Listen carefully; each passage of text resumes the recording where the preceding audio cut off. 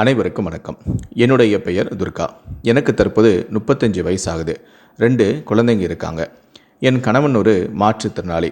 என் கணவன் ஒரு டெய்லர் கடை நடத்திட்டு வராரு. அவருக்கு துணையாக அவருடைய தம்பி மகனை கூடவே வேலைக்கு வச்சுருக்காரு. என்னுடைய வீட்டில் தான் அவனும் தங்கியிருக்கான். தினமும் காலையில் என் கணவனோட அவன் வேலைக்கு போவான். நைட்டு அவருடைய வீட்டுக்கும் வருவான். எனக்கு 2 குழந்தைங்க பிறந்ததுக்கு அப்புறமா என் கணவர் என்ன சரியாக கவனிக்கிறதே இல்லை. நானும் என்னுடைய ஆசைகளை கட்டுப்படுத்திக்கிட்டு இருந்தேன். இப்படி இருக்கும்போது தான் நான் கொஞ்ச நாளாக இன்ஸ்டாகிராம் யூஸ் பண்ண ஆரம்பித்தேன். நான் என்னோடய இன்ஸ்டாகிராம் ஐடியில் என்னோடய ஃபோட்டோ ஒன்று அப்லோடு பண்ணினேன். அப்போது தினேஷ் அப்படிங்கிற அக்கௌண்ட்டில் இருந்து என்னோடய ஃபோட்டோவுக்கு ஒரு லைக் வந்துச்சு. நானும் உடனே தினேஷ் என்ற அக்கௌண்ட்டை ஃபாலோ பண்ணேன். அவன் வேறு யாரும் இல்லை, நாங்கள் குடியிருக்கிற அப்பார்ட்மெண்ட் செக்யூரிட்டியோட பையன்தான். அவனுக்கு 20 வயசு தான் இருக்கும். அவன் காலேஜ் படிச்சுக்கிட்டு இருக்கான். நான் ஃபாலோ கொடுத்ததுமே அவன் எனக்கு ஹாய் அக்கான்னு மெசேஜ் பண்ணான். நானும் அவனுக்கு ஹாய்னு ரிப்ளையும் பண்ணேன். என்ன அக்கா, என்ன பண்ணுறீங்க, சாப்பிட்டீங்களான்னு நானும் கேட்டான். நானும் சும்மா தாண்டா இருக்கேன், இனிமே தான் சாப்பிடணும்னு சொன்னேன். சரிக்கா, போய் சாப்பிடுங்க, பாயின்னு சொன்னான். நானும் ஓகேடா பாயின்னு சொன்னேன். அவனும் அடுத்த நாளும் எனக்கு மெசேஜ் பண்ண ஆரம்பித்தான். அவன் மெசேஜுக்கு நானும் ரிப்ளை கொடுக்க ஆரம்பித்தேன். எங்களது சேட் இப்படியே தொடர்ந்தது. என்கிட்ட வயசை கேட்டான். நானும் என் வயசை சொன்னேன். அவனும் உங்களை ஆன்ட்டின்னு கூப்பிடவா அக்கான்னு கூப்பிடவான்னு கேட்க, நானும் அக்கானே கூப்பிடுன்னு சொன்னேன். அவனும் ரொம்ப டீசெண்டாக சாஃப்டாக பேசினதால் நானும் என் கணவர் இல்லாத நேரத்தில் டைம் பாஸுக்கு அவன் கூட பேச ஆரம்பித்தேன். நாட்கள் செல்ல செல்ல எங்களது சேட் செய்யும் விதமும் நேரமும் அதிகரிச்சுக்கிட்டே போச்சு. ஒரு நாள் அவனும் என்னோட வாட்ஸ்அப் நம்பரை கேட்டான். நானும் அவனை நம்பி என்னுடைய வாட்ஸ்அப் நம்பரை கொடுத்தேன். அதுக்கப்புறம் நாங்களும் இன்ஸ்டாகிராமில் பேச நிறுத்திட்டு நாங்கள் 2 பேருமே வாட்ஸ்அப்பில் பேச ஆரம்பித்தோம். நாங்கள் வாட்ஸ்அப்பில் பேச ஆரம்பித்த 4வது நாளே அவன் என்ன, அக்கா உங்ககிட்ட ஒன்று கேட்பேன், என்ன தப்பாக எடுத்துக்காதீங்கன்னு சொன்னான். நானும் என்னடா கேட்க போகிற, கேளுன்னு சொன்னேன். உங்கள் ஃபோட்டோ ஒன்று வேணும்னு கேட்டான். எதுக்குடா ஃபோட்டோன்னு கேட்க, அவனும் இல்லை அக்கா உங்களை பார்க்கணும் போல் இருக்குன்னு சொன்னான். நானும் என் ஃபோட்டோவை பார்த்து அப்படி என்னடா பண்ண போகிறேன்னு கேட்டேன். நீங்கள் எனக்கு நல்ல கேர்ள் ஃப்ரெண்ட் அக்கான்னு சொன்னான். 20 வயசு பையன் நீ, உனக்கு கல்யாணமானனா கேர்ள் ஃப்ரெண்டான்னு நானும் சிரித்தேன். அவனும் ஃபோட்டோவை அனுப்புங்க அக்கா ப்ளீஸ்னு கெஞ்ச ஆரம்பித்தான். நானும் சரிடான்னு அனுப்புகிறேன்னு, உன் ஃபோனை உன்னுடைய வீட்டில் வேறு யாரும் பார்க்க மாட்டாங்களேன்னு நானும் கேட்டேன். இல்லைக்கா, நீங்கள் என்னை நம்பி அனுப்பலான்னு சொன்னான். நானும் சரிடா பார்த்துக்கோன்னு சொல்லிவிட்டு பிங்க் கலர் புடவையில், தலையில் குங்குமம், அளவான லிப்ஸ்டிக் பூசிய உதடு, அளவான மேக்கப்பில் நான் இருக்கிற என்னோடய செல்ஃபி ஃபோட்டோவை அவனுக்கு நான் அனுப்பினேன். அவனும் ஃபோட்டோவை பார்த்துட்டு பதில் எதுவுமே சொல்லாமல் அமைதியாக இருந்தான். என்னடா பதிலை எதுவுமே காணும்னு நான் கேட்க, அவனும் ஒன்றுமில்லை அக்கான்னு சொன்னான். அடுத்த நாள் வாட்ஸ்அப்பில் மெசேஜில் பேசும்போது அவன் என்கிட்ட அக்கா வீடியோ காலில் பேசலாம்னு கேட்டான். நான் முடியாதுன்னு சொன்னேன். அவனும் கோச்சிக்கிட்டு அன்னைக்கு ஆன்லைனில் விட்டு போயிட்டான். மறுபடியும் அடுத்த நாள் அவனே ஆன்லைனில் வந்து என்கிட்ட ப்ளீஸ்க்கா வீடியோ காலில் பேசலாம் வாங்கன்னு கெஞ்சினான். நானும் சரிடா ஈவினிங் ஒரு 4 மணிக்கு வீடியோ கால் பண்ணலான்னு சொன்னேன்.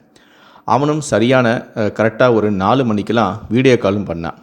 நானும் வீடியோ காலை அட்டன் செய்தேன். நான் அவனை பார்த்தேன். அவன் என்ன வீடியோ காலில் என்ன பார்த்ததுமே அவன் எதுவுமே பேசாமல் அமைதியாகவே இருந்தான். என்னடா என்ன ஆச்சு, என்னையே பார்த்துக்கிட்டே இருக்க, எதுவும் பேசாமல் இருக்கேன்னு நான் கேட்டேன். உடனே அவனும் உங்கள் அழகில் நான் மயங்கிட்டேன் அக்கான்னு சொன்னான். நானும் போடான்னு சொல்ல, அவனும் என்னக்கா கல்யாணமானாலும் நீங்கள் இவ்வளோ அழகாக இருக்கீங்க, உங்கள் அழகில் நான் மிரண்டு போயிட்டாங்க்கா, அழகுனா அழகு, அப்படி ஒரு அழகுன்னு என்ன புகழ்ந்தான். டேய் போதும் என்னை இப்படி என் புருஷன் கூட புகழ்ந்ததில்லைன்னு நான் அவங்ககிட்ட சொல்லிக்கிட்டு இருந்தேன். அப்போ யாரோ வீட்டுக்கு வர்ற மாதிரி இருந்துச்சு.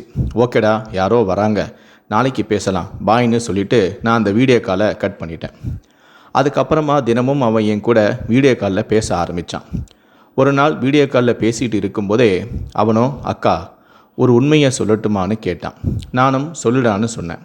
உடனே அவனும் எனக்கு உங்கள் மேலே ரொம்ப ஆசையாக இருக்குது அக்கா, நான் உங்கள் கூட ஒரு நாளாவது தனிமையில் இருக்கணும்னு எனக்கு ரொம்ப நாளாக ஏக்கமாக இருக்குன்னு சொன்னான். டேய் என்ன ஒரு மாதிரியாக ராங்கா நீ பேசுகிறதே சரியில்லையே, நீ தப்பாக பேசுகிற, நான் அந்த மாதிரி ஆள் இல்லைன்னு நான் அவன்கிட்ட சொன்னேன்.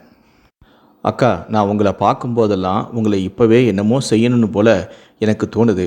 என் உடம்புக்குள்ளே ஏதோ ஒரு மாற்றம்லாம் நடக்குது அப்படின்னு அவன் சொல்ல, நானும் இவன் என்னடா இப்படியெல்லாம் பேசுகிறானேன்னு அதிர்ச்சியில் அமைதியாக இருந்தேன். அப்போது திடீர்னு அவன் நான் எதிர்பார்க்க விதமாக வீடியோ காலில் அவனுடைய ட்ரெஸ் எல்லாத்தையும் கழட்டிட்டான். எனக்கு பெரிய ஷாக்காக இருந்துச்சு. நான் என்ன நடக்குதுன்னு தெரியாமல் பதட்டத்தில் இருக்க, அவனும் உடனே என்னக்கா பயந்துட்டீங்களான்னு கேட்டான். ஐயோ, ஏன்டா இப்படியெல்லாம் பண்ணுற, நான் ரொம்ப பயந்துட்டேன்டா, உனக்கு அறிவே இல்லையான்னு அவனை நான் திட்டினேன். நானும் டேய் நீ முதல்ல ட்ரெஸ் எல்லாம் போடுடான்னு சொன்னேன். அவனும் முடியாது, நீங்கள் எனக்கு வேணும், எனக்கு ரொம்ப நாள் ஆசை, நீங்கள் ஓகே சொல்லுங்கள், அப்போ தான் நான் ட்ரெஸ்ஸை போடுவேன்னு சொன்னான். நானும் டேய் முடியாதுடா, நீ நினைக்கிறதெல்லாம் நடக்காது, நீ ஏன் சின்ன பையன், உன் கூட எப்படின்னு நான் கேட்டேன். உடனே அவனும் சின்ன பையன் கூட சந்தோஷமாக இருக்கக்கூடாதுன்னு சட்டம் எதுவும் இருக்கா என்ன? இல்லை உங்களுக்கு ஓகே தானேன்னு கேட்டான். என்னை பாருங்கள், தினமும் உங்களை நினச்சி ஏங்கி போய் எப்படி இருக்குன்னு வீடியோ காலில் பேசிக்கிட்டே இருந்தான். அக்கா ப்ளீஸ்க்கா, வேணான்னு சொல்லாதீங்கக்கான்னு சொல்ல, நானும் எதுவும் பேசாமல் அமைதியாகவே இருந்தேன். அப்போ அவனும் அக்கா 2 குழந்தைங்க பிறந்த பிறகு உங்கள் புருஷன் உங்களை கண்டுக்கவே இல்லைன்னு எனக்கு தெரியுங்க்கா அப்படின்னு சொன்னான். இதை கேட்டதுமே நான் அதிர்ச்சியானேன். இந்த விஷயம்லாம் இவனுக்கு எப்படி தெரிஞ்சதுன்னு. ஒரு வழியாக எப்படியோ பேசியே என்னை ஒத்துக்க வச்சுட்டான். அந்த டைம் பார்த்து அவனுடைய அம்மா கூப்பிட்டாங்க. என் அம்மா கூப்பிட்றாங்க, அதனால் நான் வந்து திரும்ப உங்களுக்கு கால் பண்ணுறேன் அப்படின்னு சொல்லிட்டு காலை கட் பண்ணிவிட்டு போயிட்டான். நானும் என்னடா இது, அவன் பேசியே நம்மளை ஒத்துக்க வச்சுட்டானே அப்படின்னு சொல்லி எனக்கும் அதிர்ச்சியாக தான் இருந்துச்சு. ஒரு கட்டத்தில் ஒரு சின்ன பையன் நம்ம மேலே இவ்வளவு ஆசைப்படுறானா, நம்மளை நினச்சி இந்தளவுக்கு ஏங்கி போய் இருக்கிறானா அப்படின்னு நினைக்கும்போது அவன் மேலே எனக்கும் ஆசை வந்துச்சு. அதன் பிறகு அவனோட சந்தோஷமாக இருக்கலான்னு நானும் முடிவு பண்ணிட்டேன். அவன் சொன்ன மாதிரியே கொஞ்சம் நேரம் கழித்து எனக்கு மீண்டும் ஃபோன் பண்ணான். அக்கா, நேரில் மீட் பண்ணி ரூம் போட்டு ஜாலியாக இருக்கலாமான்னு கேட்டான். நானும் எனக்கு ஆசையாக தாண்டா இருக்குது, ஆனால் பயமாக இருக்குதுன்னு நான் சொன்னேன். அவனும் அக்கா, அப்போது வர சண்டே நம்ம ஊருக்கு வெளியே எனக்கு ஒரு பாதுகாப்பான இடம் இருக்குது, நாம் சேர்ந்து அங்கே ஜாலியாக இருக்கலான்னு சொன்னான். ஏண்டா நீ நிஜமாக தான் சொல்கிறியா, என் கூட உனக்கு சந்தோஷமாக இருக்க நீ ஆசைப்படுறியான்னு நானும் கேட்டேன். அவனும் அக்கா, எனக்கு உங்கள் மேலே ஆசை இல்லை, வெறி. அக்கா, நீங்கள் குடும்ப குத்துவிளக்கு மாதிரி கும்புன்னு அழகாக இருக்கீங்கன்னு சொன்னான். நானும் ஒரு கட்டத்தில் பாதுகாப்பான இடமாக இருந்தால் ஓகே தாண்டான்னு சொல்லிட்டு ஃபோனை வச்சேன். அப்புறம் கரெக்டாக சண்டே அன்னைக்கு அவன் கடை வீதிக்கு வந்துட்டு எனக்கு கால் பண்ண, நானும் கிளம்பி போனேன். அவன் வந்திருந்த காரில் நானும் ஏறினேன். நானும் காரில் ஏறினதுமே எங்கடா போகிறோன்னு கேட்டேன். அவனும் ஊருக்கு ஒதுக்குவரமாக இருக்கிற ஒரு வீட்டை நோக்கி காரை ஓட்டினான். அந்த வீட்டுக்குள்ளே போனோம். அங்கே ஒரு ஏசி பெட்ரூம் அறை இருந்துச்சு. அங்கே என்ன கூட்டிக்கிட்டு போனான். ரூமுக்குள்ளே போனதுமே கதவை தாப்பாக போட்டுட்டு என் பக்கம் வந்தான். நானும் அவன் சொன்ன மாதிரியே கருப்பு கலர் புடவையில் ரெட் கலர் ப்ளவுஸ் போட்டுக்கிட்டு தான் நான் போனேன். இந்த ட்ரெஸ்ஸில் நீங்கள் ரொம்ப அழகாக இருக்கீங்க, நான் சொன்ன மாதிரியே இந்த ட்ரெஸ்ஸு போட்டு வந்திருக்கு, ரொம்ப தேங்க்ஸ் அப்படின்னு சொல்லிட்டு என்னை அவன் கட்டிப்பிடிச்சான். அதன் பிறகு நானும் அவனும் எதற்காக அந்த இடத்துக்கு போனோமோ அந்த விஷயம் எங்களுக்குள்ளே நடந்துச்சு. நான் கூட அவனை சின்ன பையனை தான் நினச்சேன். ஆனால் அன்னைக்கு தான் அவனுக்கு என் மேலே எந்த அளவுக்கு ஆசை இருந்துச்சு அப்படிங்கிறத நான் புரிஞ்சுக்கிட்டேன். அதன் பிறகு இப்படி நாம் அடிக்கடி சந்தோஷமாக இருக்க இவ்வளோ தூரம் வர தேவையில்லடா, என் புருஷனும் கடைக்கு போயிடுவார், வீட்டில் நான் மட்டும் தான் தனிமையில் இருப்பேன், அதனால் சந்தர்ப்ப சூழ்நிலையை பார்த்து நான் உங்ககிட்ட சொல்கிறேன், நீ என்னுடைய வீட்டுக்கே வந்துடு, நாம் இனி என்னுடைய வீட்டிலே சந்தோஷமாக இருக்கலான்னு நானும் சொன்னேன். அவனுக்கு ரொம்ப ஹாப்பி. அப்போது வசதியாக போச்சு, இனி தினமும் சந்தோஷமாக இருக்கலான்னு அவன் ரொம்ப சந்தோஷப்பட்டான். அதன் பிறகு எங்களுக்கு கிடைத்த வாய்ப்பை நாங்கள் பயன்படுத்த ஆரம்பித்தோம். என் கணவனும் தினமும் காலையில் வேலைக்கு போனால் நைட்டு தான் வருவார். அதனால் அக்கம் பக்கத்தில் ஆட்கள் நடமாட்டம் இல்லாத சமயம், அதுவும் குறிப்பாக மதிய நேரமானாலே எல்லாருமே சாப்பிட்டுட்டு கொஞ்சம் நேரம் தூங்குவாங்க. அப்போது எங்கள் அப்பார்ட்மெண்ட்டில் ஆட்கள் நடமாட்டம் ரொம்ப கம்மியாக இருக்கும். இந்த டைமை நாங்கள் எங்களுக்கு சாதகமாக பயன்படுத்திக்கிட்டோம்.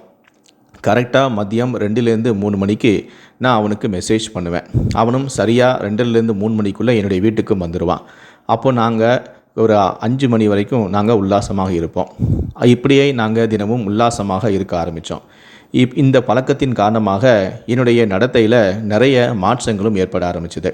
நாங்கள் 2 பேரும் உல்லாசமாக இருக்கக்கூடிய நேரங்களில் போக மீதி நேரங்களில் ஃபோன்லேயே பேச ஆரம்பித்தோம். இதன் பிறகு தான் என் கணவனுக்கு என் மீது நிறைய சந்தேகம் வர ஆரம்பிச்சுது. தன்னுடைய மனைவி என்ன எப்போ பார்த்தாலும் ஃபோனும் கையுமாவே இருக்கிறாளே, அடிக்கடி யாருடனோ பேசுகிறாளே, அடிக்கடி தானாகவே சிரிக்கிறாளே, ஒருவேளை நம்முடைய மனைவி ஏதாவது ஒரு தப்பான விஷயத்தில் மாட்டிக்கிட்டாலோ, யாருடனோ தவறான உறவில் இருக்கிறாளோ அப்படின்னு சொல்லி என்னுடைய கணவனுக்கு சந்தேகம் வர ஆரம்பிச்சுது. என் கணவனும் நீ யார்கிட்ட பேசுகிற அப்படின்னு சொல்லி கேட்டார். அப்போ நானும் என் ஃப்ரெண்ட்ஸு கூட தான் பேசிக்கிட்டு இருக்கேன். வாட்ஸ்அப் குரூப்பில் நாங்கள் எல்லோரும் பேசுகிறதால கலகலப்பாக ஜாலியாக பேசிகிட்டு இருக்கோம் அப்படின்னு சொல்லி என் கணவனை நான் ஏமாத்தினேன். இருந்தாலும் கூட என் கணவனுக்கு என் மீது சந்தேகம் இருந்துச்சு. ஒரு நாள் என் கணவன் என்னுடைய நடத்தையின் மீது சந்தேகம் கொண்டு நம்ம வீட்டிலேருந்து போன பிறகு மனைவி என்ன செய்கிறா அப்படின்னு சொல்லி செக் பண்ணுறதுக்காக ஒரு நாள் என்ன பண்ணாருன்னா, வேலைக்கு போன மனுஷன் திடீர்னு மதியம் வீட்டுக்கு வந்தார். வீட்டில் கடையில் அவருடைய தம்பி பையனை வச்சுட்டு திடீர்னு வீட்டுக்கு வந்தார். அந்த சமயம் பார்த்து வீட்டில் நானும் அந்த 20 வயசு சின்ன பையனும் தனிமையில் இருந்ததை என் கணவன் பார்த்து அதிர்ச்சி ஆனார். அதன் பிறகு அவர் என்னையும் திட்டினார், அந்த சின்ன பையனையும் திட்டினார். நீ உன்னுடைய அப்பா இந்த அப்பார்ட்மெண்ட்டில் ஒரு பொறுப்பான ஆளாக இருக்கிறாரு, இந்த விஷயம் வெளியே தெரிஞ்சுதுன்னா உன் அப்பாவுக்கு தான் பெரிய அவமானம், இனிமேல் நீ என்னுடைய வீட்டு பக்கமே நீ வரக்கூடாது அப்படின்னு சொல்லி வான் பண்ணி அந்த பையனை அனுப்பிச்சார். என்னையும் கண்டிச்சார். நான் உன்னை நம்பி தானே வேலைக்கு போகிறேன், இப்படி நீ இந்த மாதிரி ஒரு தப்பு பண்ணலாமா, எனக்கு நீ இப்படி துரோகம் பண்ணலாமா, நீ இந்த மாதிரி வேறொரு பையனோட தவறான உறவில் இருக்கிறது தெரிஞ்சால், அக்கம் பக்கத்தில் உள்ளவங்களாம் தெரிஞ்சால் நம்முடைய 2 குழந்தைங்களுடைய வாழ்க்கையும் என்ன ஆகுது, அவங்கள பற்றிலாம் நீ யோசிக்க மாட்டியா, நானும் குடும்பம் குழந்தைங்களுக்காக நானும் தினமும் ராப்பகலாக கஷ்டப்பட்டுக்கிட்டு இருக்கேன். காலையில் வேலைக்கு போனால் நைட்டு தான் வரேன். நான் கஷ்டப்பட்டு சம்பாதிக்கிறதுலாம் யாருக்கு, உனக்கும் பிள்ளைகளுக்கும் தானே. நான் இந்த பணத்தை வேறு எதுலையா நான் செலவு பண்ணுறேன்னா உங்களுக்காக தானே செலவு பண்ணுறேன். இப்படி நான் குடும்பம்னு சொல்லிட்டு நான் கஷ்டப்பட்டு உழைச்சிக்கிட்டு இருக்கேன். ஆனால் நீ எனக்கு இப்படி ஒரு துரோகத்தை பண்ணுறதுக்கு உனக்கு எப்படி மனசு வந்துச்சுன்னு சொல்லி என் கணவன் எனக்கு பல அறிவுரைகளை கூறினார். என்னதான் என்னுடைய கணவன் எனக்கு புத்திமதி அறிவுரைகளை கூறினாலும் கூட எனக்கு மதியமானாலே அந்த பையனோட ஞாபகம் தான் வந்துச்சு. அதனால் மீண்டும் என்னுடைய உறவை நான் தொடரணும்னு தான் முடிவு பண்ணேன். அதன் பிறகு மீண்டும் அந்த பையனை நான் என்னுடைய வீட்டுக்கு அழைத்தேன். அவன் வர பயந்தான். அப்போ நான் சொன்னேன், நீ வா, என் புருஷன் ஒன்றும் பண்ண மாட்டார், அவர் யாருக்கிட்டையும் சொல்ல மாட்டார், நான் அவரை சமாளிச்சுக்கிறேன்னு சொன்னேன். அதை நம்பி அதன் பிறகு அவனும் என்னுடைய வீட்டுக்கு வர ஆரம்பித்தான். மீண்டும் எங்களுடைய தகாத உறவு தொடர்ந்துச்சு. மதியமானாலே நாங்கள் தினமும் உல்லாசமாக இருக்க ஆரம்பித்தோம். என்னுடைய கணவனோ நான் புத்திமதி சொன்னதால் நான் திருந்திருப்பேன்னு நினச்சிட்டு இருந்தார். அதனால் கொஞ்ச நாளாக அவர் என்னை கண்டுக்காமல் என்னை செக் பண்ணாமல் இருந்தார். ஆனால் நாளோ பழையபடி இந்த விஷயத்தை தொடர்ந்தது என் கணவனுக்கு தெரியாது. ஒரு நாள் எதேச்சியாக என்னுடைய கணவனுக்கு மீண்டும் சந்தேகம் வர அதே போல் ஒரு நாள் திரும்ப வந்தார். அப்போது திரும்பவும் நானும் அவனும் ஒன்றா இருக்கிறத பார்த்து கோபமான அவர் அந்த பையனை அடிச்சிட்டாரு. அதன் பிறகு மறுபடியும் நாங்கள் 2 பேரும் தனிமையில் இருக்கிறத பார்த்த என் கணவனால் கோபத்தை கண்ட்ரோல் பண்ண முடியாமல் இந்த வாட்டி எங்களுக்கு அறிவுரை சொல்லாமல் அடிக்க ஆரம்பிச்சிட்டாரு. அந்த பையனும் வலி தாங்க முடியாமல் வீட்டிலிருந்து விட்டால் போதுண்டான்னு சொல்லி ஓடியே போயிட்டான். அதன் பிறகு என் கணவன் கோபம் தீரும் வரைக்கும் என்னை கொடூரமாக அடித்தார். என்னால் வலி தாங்க முடியல. நானும் வலியால் துடித்தேன். இருந்தாலும் கூட என்னால் அந்த பையனை மறக்க முடியலை. அவனோட திரும்பவும் தொடர்பு வச்சுக்கணும் தான் என் மனசுக்குள்ளே ஏங்கிட்டே இருந்துச்சு. அது மட்டும் இல்லை, என் கண்ணு முன்னாடியே அவனை அடித்ததையும் என்னால் தாங்கி கொள்ள முடியல. அதனால் என் கணவனை நான் ஏதாவது பண்ணணும் அப்படின்னு சொல்லி நான் முடிவு பண்ணேன். மறுநாள் அந்த பையனுக்கு வழக்கம் போல் நான் ஃபோன் பண்ணி வீட்டுக்கு வாடான்னு கூப்பிட்டேன். அப்போனும் அவனும் இல்லை வேண்டாம், உங்கள் கணவனுக்கு தெரிஞ்சால் என்னை கொன்னே போட்டுருவார், ஏற்கனவே ஒரு தடவை வான் பண்ணார், 2வது தடவை மாட்டினதால் அவர் என்னை அடிக்கிறதோடு நிப்பாட்டிட்டார், 3வது முறை இதே மாதிரி நம்ம மாட்டிட்டோம்னா கண்டிப்பாக அவன் வீட்டில் வச்சு என்னை கொன்னுடுவார், நான் வரமாட்டேன் அப்படின்னு சொல்லி மறுத்தான். இதனால் என்னுடைய தகாத உறவுக்கு இடையூறாக இருக்கக்கூடிய என் கணவனை நான் கொலை செய்ய முடிவு பண்ணேன். அப்போ தான் அவர்கிட்ட சொன்னேன், நம்ம தகாத உறவுக்கு இடையூறாக இருக்கக்கூடிய என் கணவனை 2 பேரும் சேர்ந்து கொன்னுடலாமான்னு கேட்டேன். அவனுக்கும் என் மீது மோகமும் ஆசையும் இருந்ததால் அவனும் அதற்கு சம்மதம் தெரிவித்தான். அதன் பிறகு எப்படி என்னுடைய கணவனை கொலை செய்யலாம், நாமளும் மாட்டக்கூடாது அப்படின்னு சொல்லி நாங்கள் யோசிச்சுக்கிட்டே இருந்தோம். பல திட்டங்களையும் வகுக்க ஆரம்பித்தோம். அப்போ தான் திடீர்னு ஒரு நாள் என் கணவனுக்கு உடல்நிலை சரியில்லாமல் போச்சு. நான் உடனே அவரை மருத்துவமனைக்கு அழைச்சிட்டு போனேன். அப்போ டாக்டர், உங்களுடைய கணவனுடைய உடல்நிலை ரொம்ப மோசமாக இருக்குது, அவர் ஒரு 10 நாளாக வீட்டில் ரெஸ்ட் எடுத்துகிட்டு அதுக்கப்புறமா தான் வேலைக்கு போகணுன்னு சொன்னாங்க. நானும் சரி டாக்டர், என் கணவனை நல்லபடியாக நான் பார்த்துக்கிறேன் அப்படின்னு சொல்லிட்டு டாக்டர் எழுதி கொடுத்த மருந்து மாத்திரைகளெல்லாம் வாங்கிட்டு வந்தேன். வரும்போதே எனக்குள்ளே ஒரு யோசனை தோணுச்சு. இந்த மருந்து மாத்திரைக்கு பதிலாக என் கணவனுக்கு தூக்க மாத்திரையை கொடுத்து அவரை நைட்டு தூங்கும் போதே தலையணையால் வச்சு அமுக்கி அவரை கொலை செஞ்சிடணும். இப்போவே அவருக்கு உடல்நிலை சரியில்லைன்னு சொந்த பந்தம் எல்லாத்துக்கிட்டேயும் சொல்லிடணும். அதன் பிறகு 2 நாளுக்கு அப்புறமா நம்ம அவரை கொலை செஞ்சுட்டு உடம்பு சரியில்லாமல் அவர் இறந்து போயிட்டாருங்கன்னு எல்லாத்தையும் நம்ப வச்சிடலாம் அப்படின்னு சொல்லி நான் வரும்போதே ஒரு திட்டத்தை போட்டுக்கிட்டே வந்தேன். வீட்டுக்கு வந்த பிறகு இந்த திட்டம் குறித்து காதலனான அந்த சின்ன பையன்கிட்ட சொன்னேன். டேய், எனக்கு அர்ஜெண்ட்டாக எப்படியாவது நீ ஒரு 10லேருந்து ஒரு 15 தூக்க மாத்திரையை வாங்கித்தா. என் கணவனுக்கு ஒரு 3 நாளுக்கு அப்புறமா நான் அவருக்கு ரெகுலராக கொடுக்கக்கூடிய மாத்திரைகளை சேர்த்து இந்த தூக்க மாத்திரையை நான் கலந்து கொடுத்துட்றேன். அவரும் தூங்கிடுவார்.